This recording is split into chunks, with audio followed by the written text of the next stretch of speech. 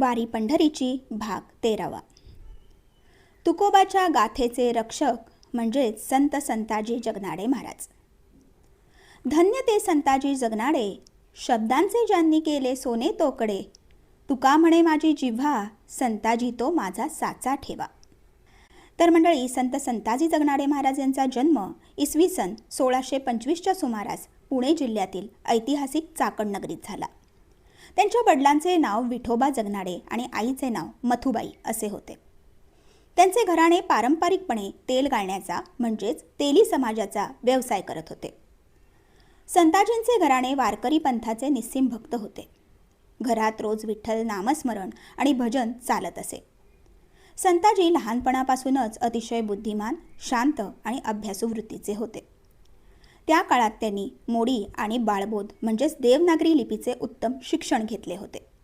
सुंदर आणि सुवाच्य अक्षर ही त्यांना देवाने दिलेली मोठी देणगी होती.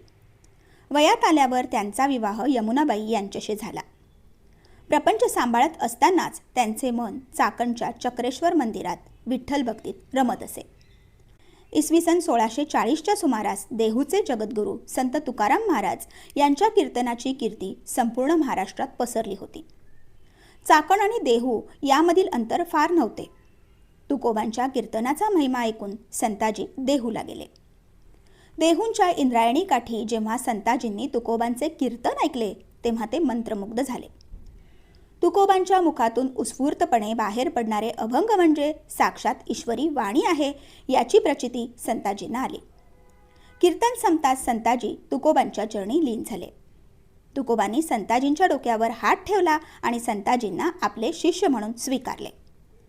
संताजींचे सुंदर अक्षर आणि त्यांची निष्ठा पाहून तुकोबांनी त्यांना आपल्या कीर्तनाचे मुख्य लेखक म्हणजेच सदाशिव म्हणून नियुक्त केले.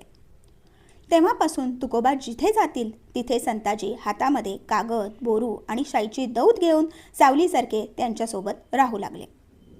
संत संताजी महाराज यांच्या आयुष्यातील सर्वात मोठी परीक्षा आणि त्यांचा अलौकिक अधिकार हा तुकाराम महाराजांच्या अभंग गाथेच्या रक्षणाशी जोडलेला आहे.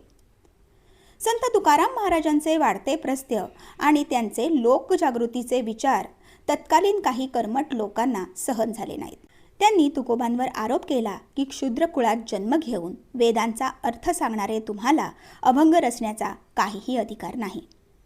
त्यांनी तुकोबांना हुकूम दिला की तुमच्या अभंगाची गाथा इंद्रायणी नदीच्या पाण्यात बुडवून टाका. तुकोबांनी देवाच्या इच्छेपुढे मान झुकून आपली गाथा नदीच्या डोहात बुडवली. त्यामुळे संपूर्ण देहू दुःखात बुडाले होते. परंतु अशा कठीण प्रसंगात संताजी जगनाडे मागे हटले नाहीत.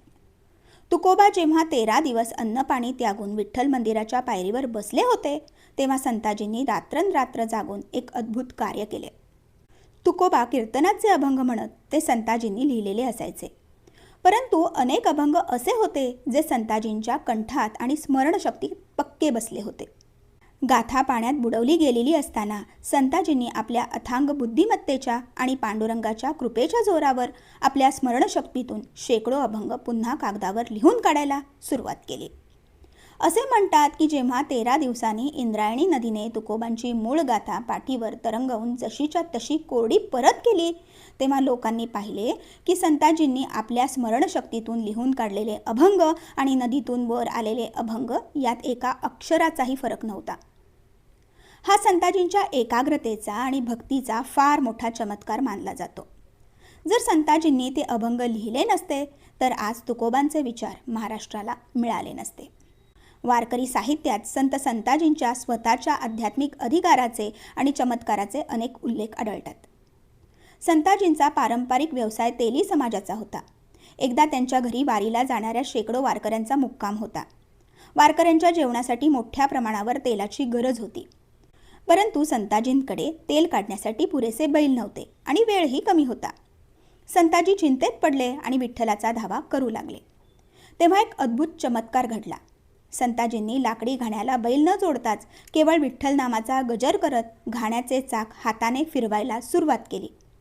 असे म्हणतात की कोणत्याही प्राण्यांच्या शक्तीशिवाय तो घाणा स्वतःहून वेगाने फिरू लागला आणि त्यातून एवढे तेल बाहेर पडले की आलेल्या सर्व वारकऱ्यांची सोय झाली. देवाने स्वतः बैलाचे रूप घेऊन तो घाणा चालवला अशी श्रद्धा वारकऱ्यांमध्ये आहे.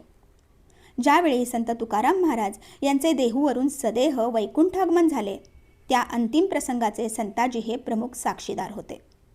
तुकोबांनी जाताना जे शेवटचे अभंग म्हटले ते संताजींनीच जगासाठी लिहून ठेवले.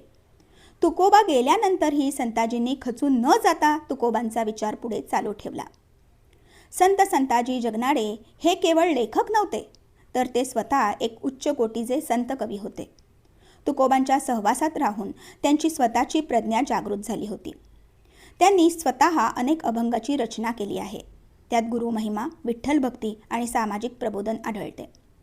त्यांचा एक अतिशय सुंदर आणि उपदेशात्मक अभंग म्हणजे तेली तो घाणा फिरवी अहोरात्र, मनात मात्र विठ्ठलाचे चित्र.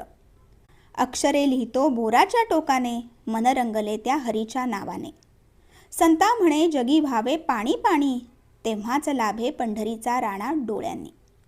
तर मंडळी, संत तुकाराम महाराज गेल्यानंतर संताजींनी आपले उर्वरित आयुष्य केवळ आणि केवळ गाथेच्या प्रसारासाठी खर्च केले. त्यांनी अनेक गावांमध्ये जाऊन तुकोबांचे अभंग लोकांना शिकवले.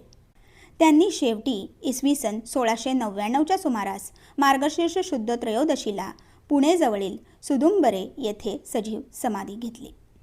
हा प्रसंग संपूर्ण महाराष्ट्रात वारकरी कीर्तनकार आणि संत साहित्याचे अभ्यासक अत्यंत आदराने सांगत असतात. आता पुढचा प्रसंग हा अद्भुत आणि डोळ्यात पाणी आणणारा आहे. तर मंडळी, संत तुकाराम महाराज आणि संताजी महाराज यांच्यात एक आत्मिक करार झाला होता. तुकोबांनी संताजींना वचन दिले होते की संताजी, जर माझे आधी देहावसान झाले तर माझ्या अंतिम समयाला तू हजर राहशील, आणि जर तू आधी गेलास तर तुझ्या मातीला म्हणजेच अंत्यविधीला मी स्वतः उपस्थित राहीन. परंतु जेव्हा फाल्गुन वद्य द्वितीयेला तुकोबांचे सदेह वैकुंठागमन झाले तेव्हा संताजी महाराज देहूत नव्हते. ते चाकण किंवा सुदुंबरे परिसरात होते. जेव्हा संताजींना ही बातमी समजली तेव्हा त्यांच्या पायाखालची जमीन सरकली.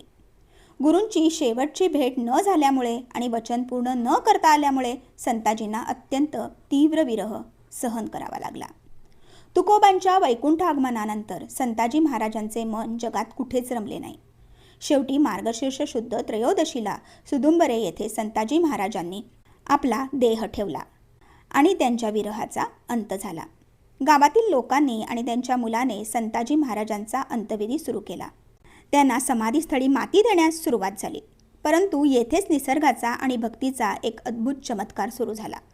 लोकांनी संताजींच्या शरीरावर कितीही माती टाकली तरी त्यांचा मुखवटा मातीने झाकला जात नव्हता. लोकांनी गोण्यांच्या गोण्या माती टाकली, पण ती माती बाजूला सरायची आणि संताजींचा चेहरा उघडाच राहायचा. जणू काही संताजींचा देह आपल्या गुरूंच्या वचनाची वाट पाहत होता. शेवटी रात्र झाली. सर्व लोक कंटाळले आणि आपापल्या घरी निघून गेले. पण संताजी महाराजांचा मुलगा मात्र आपल्या वडिलांच्या चेहऱ्याकडे पाहत तिथेच थांबून राहिला. बरोबर मध्यरात्री एक अद्भुत प्रकाश सुदुंबरेंच्या त्या पावन भूमीवर प्रकट झाला. जगद्गुरू संत तुकाराम महाराज सदेह वैकुंठाच्या विमानात बसून थेट त्या समाधीस्थळी आले. तुकोबांनी आपल्या लाडक्या शिष्याकडे पाहिले. त्यांनी संताजींच्या मुलासमोर स्वतःच्या हाताने 3 मूठभर माती संताजींच्या चेहऱ्यावर टाकली. आश्चर्य म्हणजे ज्या संताजींचा चेहरा हजारो मण मातीने झाकला जात नव्हता, तो तुकोबांच्या केवळ 3 मूठ मातीने पूर्णपणे झाकला गेला आणि त्यांची समाधी पूर्ण झाली. तुकोबांनी आपले वचन पूर्ण केले होते. संताजींच्या मुलाला प्रचिती यावी आणि जगाला हा इतिहास समजावा म्हणून तुकोबांनी त्याच वेळी तिथे एक साक्षीचा अभंग लिहून दिला. तो म्हणजे चरिता गोधन माझे गुंतले वचन, आम्हा जाणे एका तेलिया कारण. 3 मुठी मृतिका टाकिले तेव्हा लपविले मुख, तुका म्हणे संतू न्यावा आलो विष्णू लोक. तर मंडळी, तुकोबा वैकुंठावरून 3दा परत आले. पहिले आपल्या मुलीच्या म्हणजेच भागीरथीच्या लग्नाच्या वेळेच्या वचनासाठी, दुसरे संत संताजी महाराजांच्या मातीसाठी आणि तिसरे संत निळोबारायांना स्वप्नात अनुग्रह देण्यासाठी. आज सुदुंबरे येथे संत संताजी जगनाडे महाराज यांचे अतिशय सुंदर मंदिर आणि समाधीस्थळ आहे. वारकरी संप्रदायात या स्थानाला अत्यंत पवित्र मानले जाते. दरवर्षी मार्गशीर्ष महिन्यात तिथे खूप मोठी यात्रा भरते, जिथे लाखो भाविक विशेषतः तेली समाज आणि सर्व वारकरी बांधव नतमस्तक होतात. संताजींनी कधीही स्वतःच्या प्रसिद्धीची हाव धरली नाही. ते नेहमी तुकोबांच्या मागे सावलीसारखे राहिले आजच्या काळात स्वार्थापलीकडे जाऊन दुसऱ्यांच्या चांगल्या विचारांना साथ देणे ही मोठी भक्ती आहे, हे संताजी शिकवतात. आपली संस्कृती, विचार आणि ग्रंथ टिकवून ठेवण्यासाठी संताजींनी जो त्रास सहन केला तो आजच्या पिढीला आपल्या ऐतिहासिक ठेव्याचे जतन करण्याची प्रेरणा देतो. हाताने तेल घालणे आणि दुसऱ्या हाताने देवाचे अभंग लिहिणे हा आदर्श दाखवतो की नोकरी, व्यवसाय करतानाही आपण अध्यात्म जपू शकतो. जेव्हा एखाद्या भक्ताला आपल्या गुरूंच्या शब्दांचा आणि विठ्ठल नामाचा खरा निजध्यास लागतो, तेव्हा नदीचे पाणीही त्याचे शब्द पुसू शकत नाही आणि काळाच्या ओघात ते विचार अमर होतात. हे संत संताजी जगनाडे महाराज यांच्या दिव्य चरित्राचे सार आहे. तर मंडळी, वारी पंढरीची या व्हिडिओच्या माध्यमातून वारकरी संप्रदायाचा हा अनमोल आणि प्रेरणादायी इतिहास आपल्यापर्यंत पोहोचवताना आम्हाला अत्यंत आनंद आणि कृतज्ञता वाटत आहे.